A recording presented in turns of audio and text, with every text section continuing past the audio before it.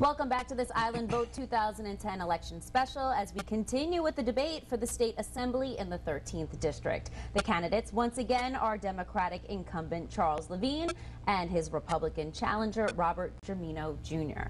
Let's get back to some questions. Let's talk about job creation here on Long Island. Mr. Lavine, what have you done in the past to help create jobs on Long Island, and what will you do in the future? Well, let me start with just one job and then talk about additional jobs.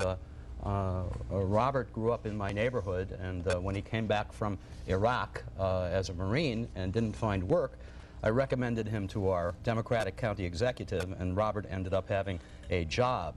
Now, that's just one job, and one job is important if it's your job. But what I've done as well is this. Power for Jobs is a very, very important program that many of you may not be familiar with. But what it does is it provides low-cost power to companies that hire people. There are thousands and thousands of people on Long Island who owe their jobs to the low-cost power that's provided through the New York State Power Authority. Power for Jobs came to an end on June the 2nd. There were two competing bills. The governor and the Senate had one bill, which I favored. The chairman of the Assembly Energy Committee had a second bill, which I did not favor. A game of chicken developed, and one of the problems with having a budget that's not on time is we were left to play this game of chicken. I was invited to a meeting held by the Long Island Regional Planning Council. I was able to reach out to the pragmatic friends I have in the Senate and the people I know in the governor's office, and I was able to persuade them to, at least for the time being, until we have a new governor, let's continue the program. And thanks, I think, to my involvement, we have reinstituted Power for Jobs, and we will refine it and get a better program after the first of the year. Okay. That affected thousands of jobs. All right, Mr. Germino, same question. What would you do if elected to help create jobs? Well, I signed on to, well, first let me correct the record. It was the former county executive and not my opponent's involvement that got me the job in the County Under the Warriors to Work program.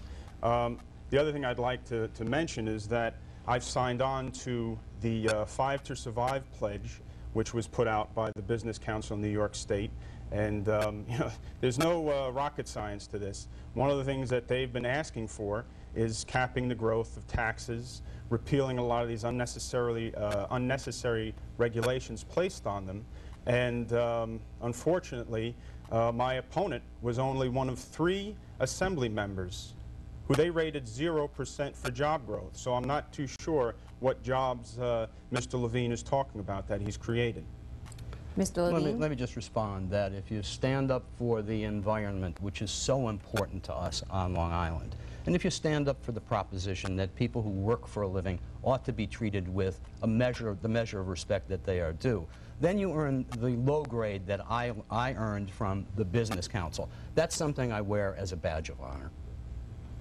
Okay, you have 30 seconds, Mr. Germino, for a rebuttal. Well, like I said, I mean, when I talk to the businesses walking throughout the district, they're angry at Mr. Lavine's MTA payroll tax. They're saying they're taxed enough already, and I hear them because I know it's the private sector that creates jobs. It's not people like Mr. Lavine in Albany. It's the private sector.